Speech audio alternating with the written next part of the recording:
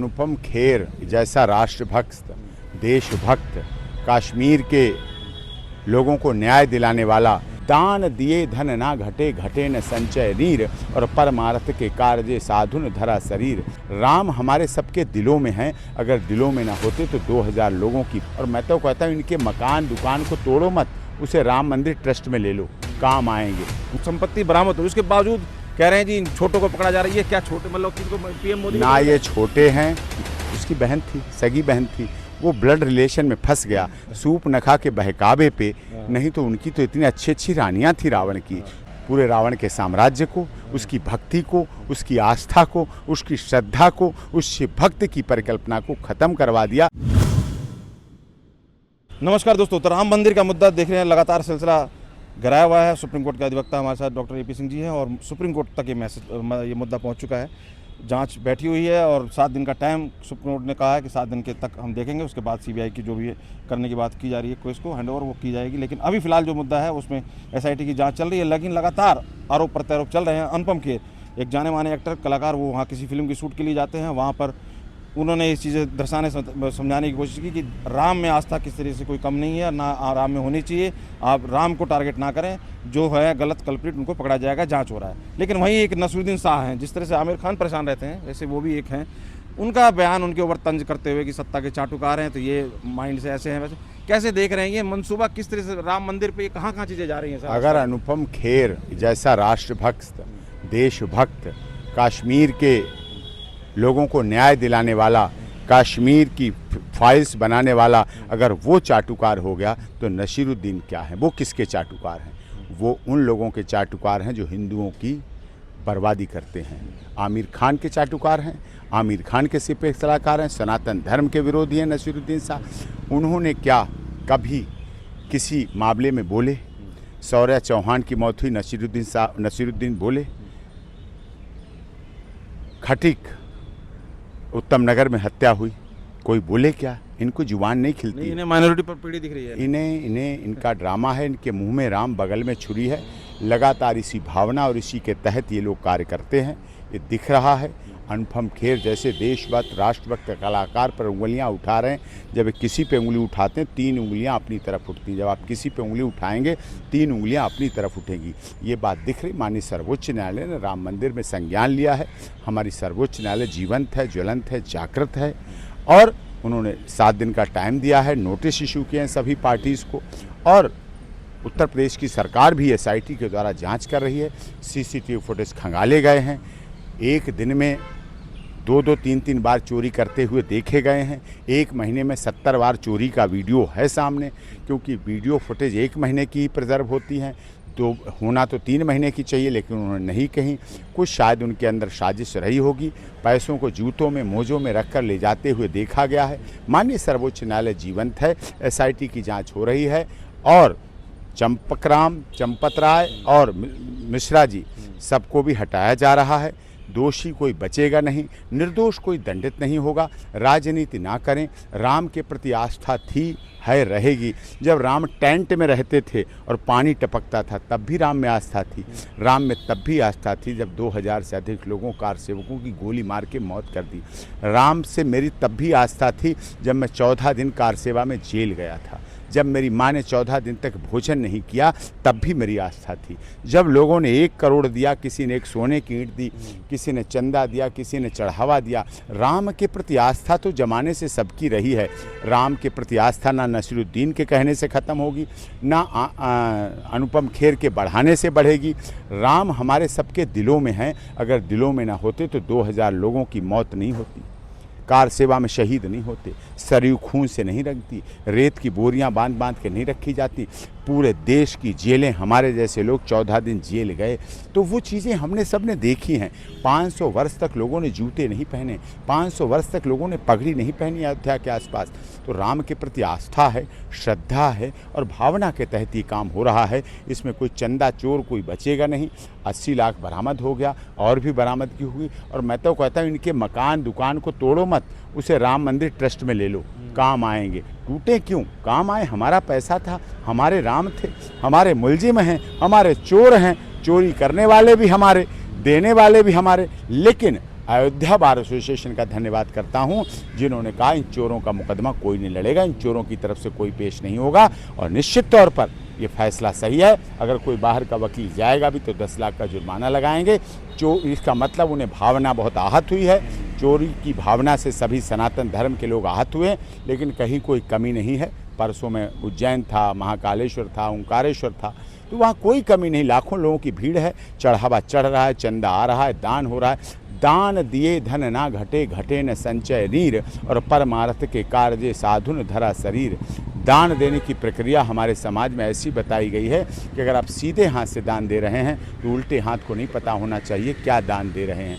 सभी दान देते हैं, कोई 1 करोड़ देता है, कोई सोने की ईंट देता है, कोई 1 गिन्नी देता है, कोई 1 रुपये देता है, कोई 100 रुपये देता है। भावनाएं अलग अलग हो सकती हैं, लेकिन दान देने की प्रक्रिया सनातन धर्म की मजबूत हिस्सा है, जिसकी वजह से सनातन धर्म इतने मंदिरों की स्थापना, इतने चोरी के बाद भी मंदिर की स्थापनाएं चल रही हैं। और मैं तो कहता हूँ इसीलिए इन मंदिरों में, मठों में चोरी से बचाने के लिए सनातन धर्म बोर्ड की स्थापना होनी चाहिए और सनातन धर्म बोर्ड बने, जिससे ऐसे चोरों पर नियंत्रण लगा जा सके और ये चोरी की घटनाएं रुक सकें और ये चोर ना पकड़े जा सकें। तो लगातार अब चुनावी जो बताया जा रहा है, चुनावी हिंदू कुछ नेता, अखिलेश का बयान कितना वायरल हुआ, उन्होंने कहा कि भैया जिस तरह से कमेटी है, जो मेंबर चेंज किए जा रहे हैं ट्रस्ट में, जो भी जिन पे जांच हो रही है, तो कह रहे हैं कि जी सांचा मत बदलो, ढांचा बदलो। कहीं ना कहीं अभी भी खलिश है, वो उनके अंदर ये है कि ढांचा बदलो मतलब फिर से सरयू लाल करो। पहले 2000 लोगों की मौत हुई, अब की 20,000 मौतों से उनका सिलसिला चलाओ। इसका मतलब क्या हुआ? हमारी धार्मिक आस्था, श्रद्धा और विश्वास के साथ लगातार ये लोग खिलवाड़ कर रहे हैं, जो कि बेहद शर्मनाक है, बेहद लज्जाजनक है, बहुत ही दुखद है और इसके लिए अवश्य सबको मिलकर काम करना चाहिए। और लगातार जिस पर जांच हो रही है, जैसे लव कुश हुआ, एक ये टीनू हुआ, बहुत से नीचे जितने भी हैं, इन सबके पास लाखों की संपत्ति बरामद हुई, उसके बावजूद कह रहे हैं जी इन छोटों को पकड़ा जा रहा है। ये क्या छोटे, मतलब किसी को पीएम मोदी ना ये छोटे हैं ना ये बड़े हैं।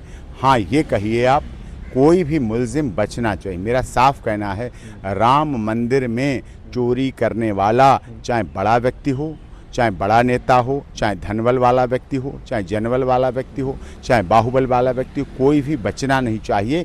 उनके खिलाफ कठोर से कठोर कानूनी कार्रवाई होनी चाहिए, न्याय होते हुए दिखना चाहिए। We are ensuring access to justice for all. न्याय मिलना भी चाहिए और मिलते हुए लोगों को दिखेगा तो लोगों को आस्था और बढ़ेगी। योगी जी के प्रति भी आस्था बढ़ी है, क्योंकि योगी जी अगर ना होते तो क्या कोई राम मंदिर के चोरों को पकड़ पाता? ये तो सेटिंग कर लेते, अपनी हिस्सेदारी बंटवा लेते, अपना हिस्सा लेने लगते। ये तो लोग ऐसे पक्ष विपक्ष के हैं, ये कभी खुद तो सुंदरकांड और हनुमान चालीसा और रामायण और रामचरितमानस पढ़ते नहीं, ना कथा करवाते हैं, ना रामायण करवाते हैं। इसीलिए वो तो हमारा सुन के करवा रहे हैं, वो हमें देखते रहते हैं ना। अच्छा। हम बहुत पहले इंडिया अगेंस्ट करप्शन उनके साथ रहे थे। अच्छा। अन्ना जी के साथ रहे थे, तो हमें देखते भी रहते हैं, सुनते भी रहते हैं, और उनकी पत्नी भी देखती रहती है, उनके बच्चे भी देखते हैं, उनके माता पिता भी देखते हैं। माता पिता मुझे बड़ी तारीफ करते हैं, मेरे उनके माता पिता दोनों कहते हैं एपी सिंह तो श्रवण कुमार है। अच्छा। ऐसा मानते हैं। तो उन्होंने कहा होगा, जब एपी सिंह कह रहे हैं हनुमान चालीसा कराओ, रामचरितमानस कराओ, रामायण पढ़वाओ, तो उससे अच्छा होता है, बुद्धि का विकास भी होता है, शुद्धता भी आती है, शुचिता भी आती है और धार्मिकता आती है। और रामायण जब पढ़ेंगे, करवाएंगे, तो निश्चित उनके यहाँ ऐसे सांसद जैसे सजा हुई है कड़कड़डुमा में, ऐसे लोगों को भी निकाल के बाहर पार्षद ऐसे पार्षद उनको भी उन्हें बाहर करने का मौका मिलेगा। तो कहीं ना कहीं जिस तरह के बताने की कोशिश कर रहे थे पहले कि नानी ने मेरे ये कहा कि मस्जिद तोड़ के राम नहीं बच सकता, और नेहरू जी अगर स्टील अथॉरिटी के अलावा मंदिर, मतलब ऐसे नास्तिक में था जब पढ़ाई करता था। अब कह रहे हैं कि उनके कार्यकर्ता मुकर्रर नहीं, ऐसा कहा ही नहीं हमारे, ये बीजेपी चलाती है। वो नास्तिक भी नहीं, आस्तिक भी हैं। अखिलेश यादव बहुत अच्छे आदमी हैं। अच्छा। रावण भी बहुत अच्छा आदमी था। अच्छा। रावण बड़ा ज्ञाता था, पंडित था, ब्राह्मण था, शिव जी को अपना सिर काट के चढ़ाता था। शिव जी उससे खुश रहते थे, काल पार्टी से बना रहता। उसके साथ सूपनखा मिल गई, उसकी बहन थी, सगी बहन थी, वो ब्लड रिलेशन में फंस गया सूपनखा के बहकावे पे। नहीं तो उनकी तो इतनी अच्छी अच्छी रानियाँ थी रावण की, सोने की लंका थी, लेकिन एक सूपनखा ने उस पूरे रावण को, पूरे रावण के साम्राज्य को, उसकी भक्ति को, उसकी आस्था को, उसकी श्रद्धा को, उस शिव भक्त की परिकल्पना को ख़त्म करवा दिया और बर्बाद। ऐसे ही अखिलेश यादव के जो साथ के चिट्टे बिट्टे हैं, वो मंदिर वाले उनके फ़ोटो नहीं डालते हैं, वो पूजा करते हुए फ़ोटो नहीं डालते हैं, वो दीपक जलाते हुए के नहीं डालते हैं, वो उनके नमाज पढ़ने के फ़ोटो डालते हैं, टोपी लगाए के डालते हैं, मस्जिद में जाने के फ़ोटो लगाते हैं, उन्हें गुमराह करते रखते हैं। अगर आप सर्वधर्म समभाव को लेकर चल रहे हैं अखिलेश जी, अच्छी बात है। हमारे देश में सर्वधर्म समभाव की भावना होनी चाहिए, सर्वधर्म समभाव सब में होना चाहिए, लेकिन आप किसी एक ही धर्म की बात करें, दूसरे का विरोध करें, दूसरे की मजाक बनाएं, दूसरे के अब अभी मुक्तेश्वरानंद जी उनसे मिले, उनके वही भी चल रही अब मिले, सुनिए, अब मुक्तेश्वरानंद जी क्या करते हैं, गाय के लिए लड़ाई लड़ रहे हैं। हमने उनकी गाय की लड़ाई में साथ दिया, मदद दी, तो जो गाय की लड़ाई लड़ रहा है वो गाय की हत्या करने वालों के साथ कैसे मिलेगा? वो क्या होते हैं? गाय, गंगा, गीता, गायत्री की बात कभी अखिलेश जी करेंगे? कभी दिव्य कुंभ में नहाए हैं, कभी गंगा पे नहाए? अभिमुक्तेश्वरानंद से यहाँ मिल लिए वो गंगा घाट पे, जब प्रयागराज में अभिमुक्तेश्वरानंदी धरना किए बैठे थे, अखिलेश जी नहीं गए कि लोग कह देंगे गंगा घाट पे गए, वहाँ नहाना पड़ेगा और लौट के आएंगे बिना नहाए तो गंगा मैया नाराज हो जाएंगी कि अरे मुझे पीठ दे के चला गया मेरे साथ, मेरे नहाया नहीं। तो ये बीच में फंसे हैं, दुविधा में दोनों गए, माया मिली न राम और नमाज पढ़ने गए रोजे गले लग गए, ये हाल है उनका। ये तो आरती इन्होंने तो उतारी थी की, खुद ही इनकी सरकार ने एक बार की हुई। अभी मुक्तेश्वरानंद की आरती उतारने वालों ने जब लाठियां चलवाई थी वाराणसी में, तो वो लाठियों में लाठियां थी, आरती नहीं तो लाठियां चली थी। इतिहास उसको याद रखेगा और कोई उसे भुला नहीं सकता है। तो ये होड़ जो लगी हुई है डॉक्टर साहब, किनको नंबर 1 पे रखेंगे? जैसे अब ये सुंदरकांड करा रहे हैं केजरीवाल, ये इधर बात कर रहे हैं, इधर के जो कांग्रेस का अलग ही चल रहा है, उन्होंने अनुपम खेर को टारगेट करते हुए कहा कि तुम्हें पता है त्रेता युग और सतयुग में क्या फर्क था? बताइए, मतलब ये कौन सी बौखलाहट है इन लोगों की? देखिए, रामायण का पाठ करा रहे हैं, अच्छी, कल का भूला हुआ अगर अगले दिन घर पे आ जाए तो उसे भूला नहीं कहते हैं, वो सुधार है, वो राम की कृपा है।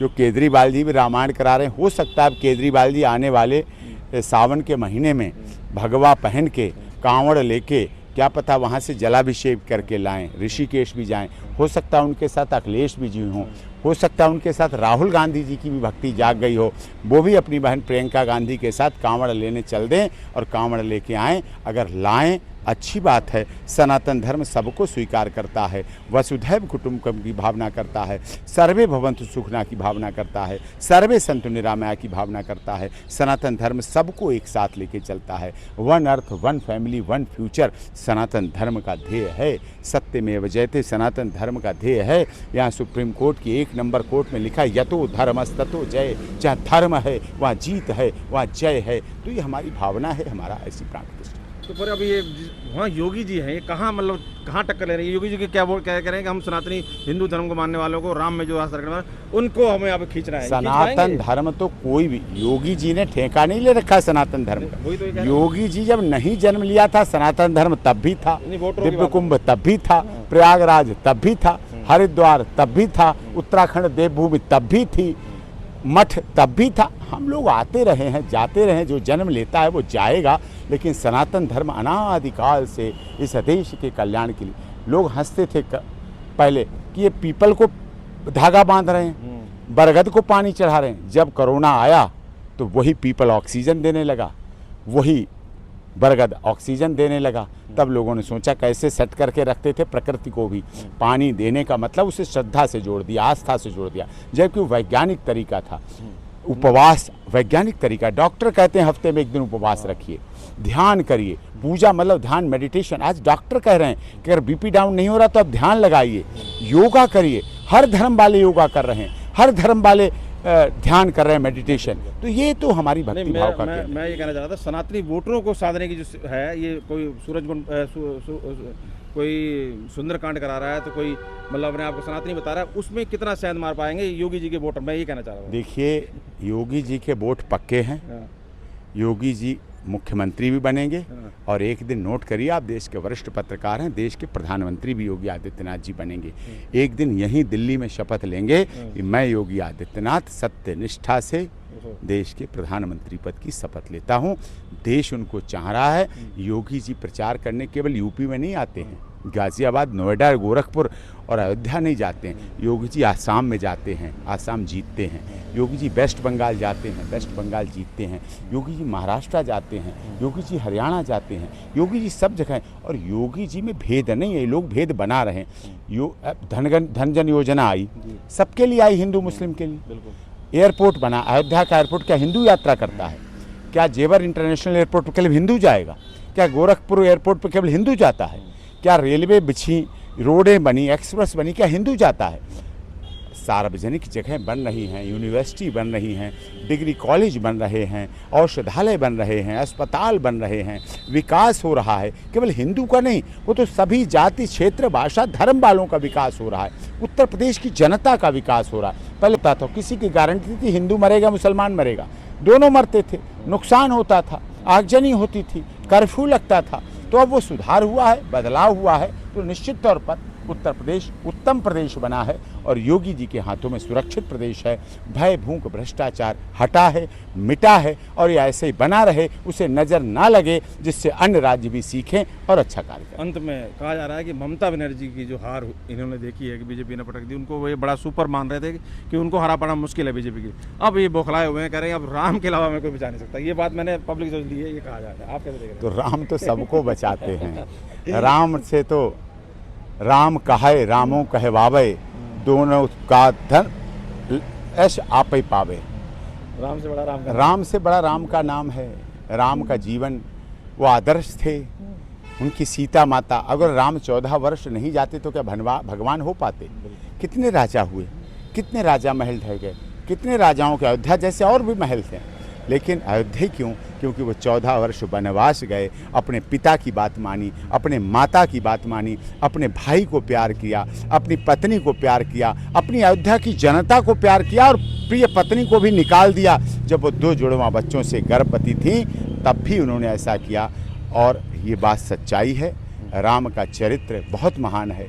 कोई भी उसे ग्रहण करता है उसका लाभ ही होगा, मंगल ही होगा, उसका अमंगल नहीं हो सकता। बिल्कुल, लेकिन राजनीति के लिए कितना कारगर होने वाला है ये आने वाला वक्त बताएगा। बाकी डॉक्टर साहब ने सारी बातें रखी, आप कहाँ तक सहमत हैं? जिस तरीके से सुप्रीम कोर्ट में केस आया है, हमारी नज़र बनी हुई है, आप अपनी राय जरूर कमेंट करके बताइए। बहुत बहुत धन्यवाद।